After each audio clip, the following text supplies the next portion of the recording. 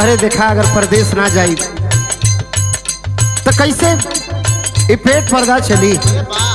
कमाल भी तो जरूरी है, जिंदगी भर घर में रह तो कैसे काम चली बतावा। अब ये सोचता नहीं कि आप चल जाए तो हम कैसे रह।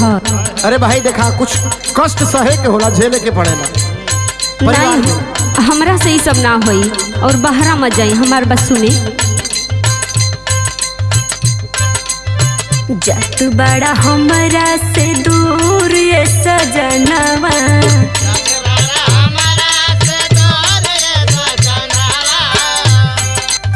डाली देता अखिया में धूर ये सजनवा, डाली देता अखिया में धूर ये सजनवा। जत बड़ा हमरा से दूर ये सजनवा।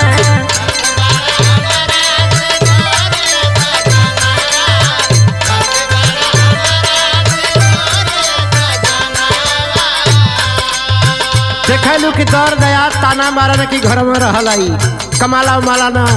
दूसरे का छोड़ी हमार बात सुने। अगर जाई परदेश कमाई तो हम बिल्डिंग बनवाई तब हम कह कि नहीं परदेश से कमा के आ गई। एक बात सुना। हाँ सुनाई। धोखा जनी है तना, धोखा जनी है तना या धीर ये सजनिया।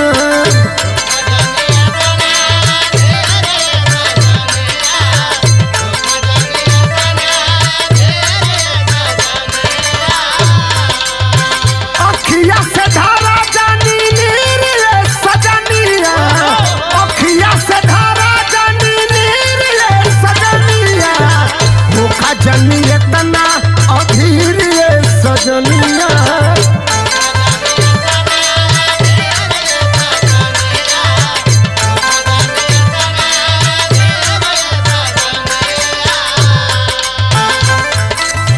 हंसत बोलत रहला तू तो पहरिया के करा से दुख हम सुनाई समरिया।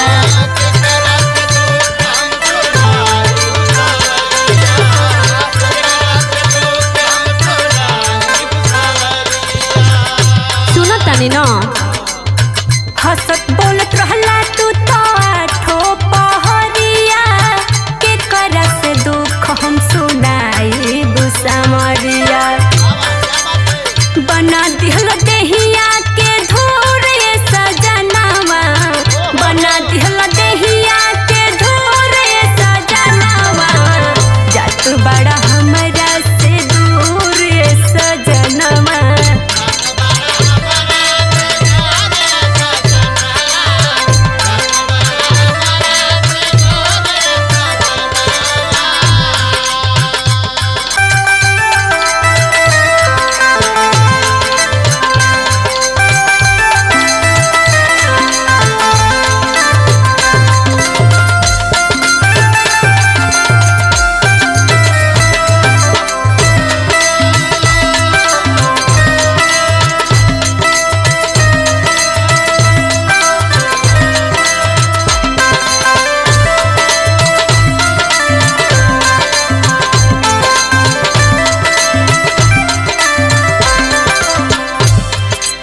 सुना अगर कमाई ना तो कैसे घर परिवार चली। चली तो हम कमाए के माना थोड़ी ना करत नहीं, लेकिन कुछ दिन और रुक जाई। अगर बहरा ना जाए तो गांव घर में कहाँ नौकरी मिलत बा। करब ना कमाई ता मिली ना भोजनिया, खैले खातिर करबू तू तो हमसे बजनिया।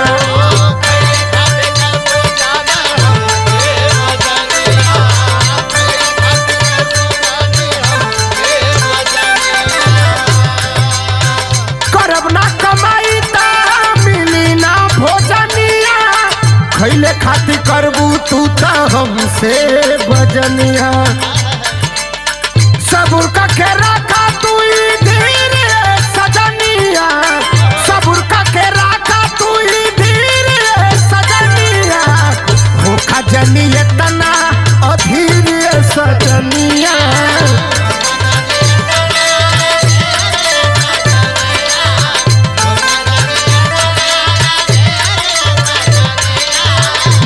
बड़ा हमरा से दूर